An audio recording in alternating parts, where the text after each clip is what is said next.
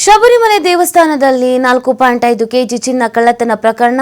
ಚಿನ್ನವನ್ನ ಸಿನಿಮೀಯ ರೀತಿಯಲ್ಲಿ ಪ್ಲಾನ್ ಮಾಡಿ ಕಳ್ಳತನ ಮಾಡಲಾಗಿತ್ತು. ಕೇರಳ ಎಸ್ಐಟಿ ತನಿಖೆಯಲ್ಲಿ ಚಿನ್ನ ಕಳ್ಳತನದ ಪ್ಲಾನ್ ಇದೀಗ ಬಟಾ ಬಯಲಾಗಿದೆ. ಉನ್ನಿಕೃಷ್ಣನ್ ಮಾಸ್ಟರ್ ಪ್ಲಾನ್ ಕೇಳಿ ಎಸ್ಐಟಿ ಅಧಿಕಾರಿಗಳೇ ಶಾಕ್ ಆಗಿಬಿಟ್ಟಿದ್ದಾರಂತೆ. ಸಿನಿಮಾ ನೋಡಿದ ಅನುಭವ ಆಯಿತು ಅಂತ ಹೇಳ್ತಿದ್ದಾರಂತೆ ಎಸ್ಐಟಿ ಅಧಿಕಾರಿಗಳು. ಚಿನ್ನ ಕಳ್ಳತನ ಪ್ರಕರಣದ ಪ್ರಮುಖ ಆರೋಪಿನೇ ಈ ಉನ್ನಿಕೃಷ್ಣನ್. ಅಂದರೆ ಇವ್ರು ಪ್ಲಾನ್ ಮಾಡಿದ ರೀತಿನ ಯಾವುದೋ ಸಿನಿಮಾ ಸ್ಟೋರಿ ಇದ್ದಂಗಿದೆ ಅಂತ ಗಾಬರಿ ಬಿದ್ದುಬಿಟ್ಟಿದ್ದಾರಂತೆ ಎಸ್ಐಟಿ ಅಧಿಕಾರಿಗಳು. ಆ ಥರ ತನಿಖೆ ಮಾಡುವಂಥ ಸಂದರ್ಭದಲ್ಲಿ ವಿಷಯ ಗೊತ್ತಾಗಿರೋದು.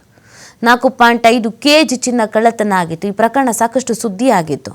ತನಿಖೆಯನ್ನು ಮಾಡ್ತಾ ಇರುವಂಥ ಅಧಿಕಾರಿಗಳಿಗೆ ಒಂದೊಂದೇ ವಿಚಾರ ತಿಳಿದು ಗಾಬರಿ ಆಗ್ತದೆ. ಈ ಥರನೂ ಯೋಚನೆಗಳನ್ನು ಮಾಡ್ತಾರಾ, ಕಳ್ಳತನ ಮಾಡೋದಕ್ಕೆ ಈ ಥರದ್ದೆಲ್ಲ ಪ್ಲಾನ್ಗಳನ್ನು ಮಾಡ್ತಾರಾ ಅಂತ ಗಾಬರಿ ಬಿದ್ದಿದ್ದಾರಂತೆ.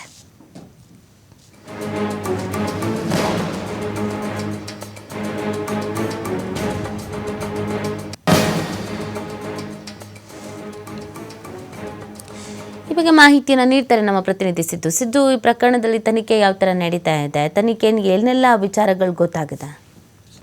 ಖಂಡಿತವಾಗ್ಲೂ ನೀತಿ, ಅಯ್ಯಪ್ಪ ಸ್ವಾಮಿ ಕೋಟ್ಯಾಂತರ ಭಕ್ತರ ಆರಾಧ್ಯ ದೈವ. ಅದರಲ್ಲೂ 4.5 ಕೆಜಿ ಚಿನ್ನ ದರೋಡೆ ಪ್ರಕರಣವನ್ನ ಅಲ್ಲಿ ಎಸ್ಐಟಿ ತಂಡವನ್ನ ರಚನೆ ಮಾಡುತ್ತೆ. ಕೇರಳ ತಂಡ ರಚನೆ ಮಾಡದಂತ ಸಂದರ್ಭದಲ್ಲಿ ಎಸ್ಐಟಿ ಅವ್ರಿಗೂ ಕೂಡ ಒಂದು ವಿಭಿನ್ನ ಅಂತ ಅನಿಸುತ್ತೆ. ಯಾಕಂದ್ರೆ ಈ ರೀತಿಯಾದಂತ ಸಿನಿಮಿ ರೀತಿಯಲ್ಲೂ ಕೂಡ ಪ್ಲಾನ್ ಮಾಡಿ ದರೋಡೆ ಮಾಡಿದ್ದಾರೆ ಅನ್ನುವಂಥದ್ದು ಎಸ್ಐಟಿ ಅವರಿಗೂ ಕೂಡ ತಿಳಿದು ಬಂದಿದೆ. ಆ ಪ್ರಕರಣದ ಪ್ರಮುಖ ಆರೋಪಿ ಆಗಿರುವಂತಹ ಉನ್ನಿಕೃಷ್ಣ ಏನಿದ್ದಾರೆ, ಒಂದು ಮಾಸ್ಟರ್ ಪ್ಲಾನ್ ಅನ್ನ ಮಾಡ್ತಾರೆ. ಅದು 2019ರಲ್ಲಿ ಅಯ್ಯಪ್ಪ ಸ್ವಾಮಿ ದೇಗುಲದ 2 ಬಾಗಿಲು ಹಾಗೂ 2 ದ್ವಾರಪಾಲಕರಿಗೆ ಚಿನ್ನ ಮರುಲೇಪನ ಮಾಡುವಂತ ಪ್ಲಾನ್ ಅನ್ನ ಸಹ ಅಲ್ಲಿ ಮಾಡ್ಲಾಗತ್ತೆ. ಅದಾದ ಮೇಲೆ ತಮಿಳುನಾಡು ಮೂಲದ ಸ್ಮಾರ್ಟ್ ಕ್ರಿಯೇಷನ್ ಸಂಸ್ಥೆ ಉಚಿತವಾಗಿ ಇದನ್ನ ಚಿನ್ನ ಮರುಲೇಪನ ಮಾಡೋದಾಗಿ ಆ ಮನವಿಯನ್ನ ಇಟ್ಟಂತ ಸಂದರ್ಭದಲ್ಲಿ ಆ ಕಂಪನಿ ಏನ್ ಮಾಡತ್ತೆ, ಇಲ್ಲಿ ಕೆಲಸ ಮಾಡ್ಲಿಕ್ಕೆ ಒಪ್ಕೊಂಡು ಬರುತ್ತೆ. ಜೊತೆಗೆ ಆ ದೇಗುಲದ ಬಿಡ್ಕೊಡೋದ ಮೊದಲು ಏನು ಇರುತ್ತೆ, 2019 ಜುಲೈನಲ್ಲಿ ಚಿನ್ನದ ತೂಕ ಮಾಡಿದಾಗ 42.8 ಕೆಜಿಯಷ್ಟು ತೂಕ ಇರುತ್ತೆ. ಅಲ್ಲಿಂದ ಕೇರಳದಿಂದ ಚೆನ್ನೈನಲ್ಲಿ ಬರೋವರೆಗೂ ಎಷ್ಟು ಬರುತ್ತೆ ಅಂದ್ರೆ 38.25 ಕೆಜಿ ತೂಕ ಬಂದಿರುತ್ತೆ. ಮತ್ತೆ ಅಯ್ಯಪ್ಪನ ಗುಡಿ ಚಿನ್ನದ ಬಾಗಿಲು ಹಾಗೂ ದ್ವಾರಪಾಲಕರ ಕೇರಳದಿಂದ ಮತ್ತೆ ಚೆನ್ನೈಗೆ ತಲುಪುವಷ್ಟರಲ್ಲಿ ಏನಾಗುತ್ತೆ 39 ಆಗಿದೆ ಅನ್ನುವಂತ ಮಾಹಿತಿ ಕೂಡ ಅಲ್ಲಿ ಲಭ್ಯವಾಗುತ್ತೆ. ಪ್ರಯಾಣದ ವೇಳೆ ಕರ್ನಾಟಕದಿಂದ ಕೇರಳದಿಂದ ಕರ್ನಾಟಕ ಹೋಗ್ತಾ ಇದ್ದಂತ ಸಂದರ್ಭದಲ್ಲಿ ಕೆಲವೊಂದಿಷ್ಟು ಪ್ರಭಾವಿ ನಾಯಕರ ಮನೆ, ಪ್ರಭಾವಿ ಅವರ ಮನೆಗಳಲ್ಲಿ ಪೂಜೆ ಮಾಡಿಸಲಾಗಿತ್ತು ಅನ್ನುವಂತ ಮಾಹಿತಿಯನ್ನ ಎಸ್ಐಟಿ ಅವರು ಕೂಡ ಈಗ ಪಡೆದುಕೊಂಡಿದ್ದಾರೆ.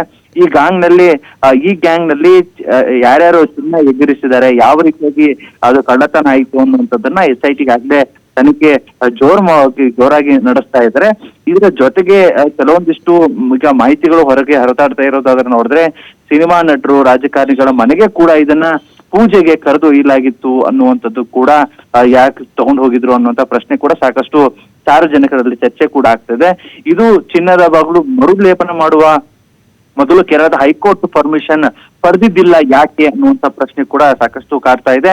ಇದ್ರ ಪ್ರಭಾವಿ ಭಕ್ತರ ಮನೆಗೆ ಪೂಜೆಗೆ ಒಯ್ಯೋ ಪ್ಲಾನ್ ಮಾಡಿದ್ ಯಾರು ಅನ್ನುವಂಥದ್ದು ಕೂಡ ಅಲ್ಲಿ ಎಸ್ಐಟಿ ಅವರು ಕೂಡ ಪಡೆದುಕೊಳ್ತಾ ಇದ್ರೆ, ಈ ಹಿಂದೆ ಆ ಬಾಗಿಲುಗಳಿಗೆ ಚಿನ್ನದ ಲೇಪನ ಮಾಡಿದಂತ ಕಂಪನಿ ಬಿಟ್ಟು ಈಗ ಸ್ಮಾರ್ಟ್ ಕ್ರಿಯೇಷನ್ ಕಂಪನಿಗೆ ಮರು ಲೇಪನ ಮಾಡ್ಲಿಕ್ಕೆ ಯಾಕೆ ಕೊಟ್ರು ಅನ್ನುವಂತ ಪ್ರಶ್ನೆಯನ್ನ ಸಾಕಷ್ಟು ಈ 9 ಜನ ಏನಿಗಾಗ್ಲೇ ಆರೋಪಿಗಳನ್ನ ಕೇರಳದ ಎಸ್ಐಟಿ ಅವರು ಬಂಧಿಸಲಾಗಿದ್ದಾರೆ.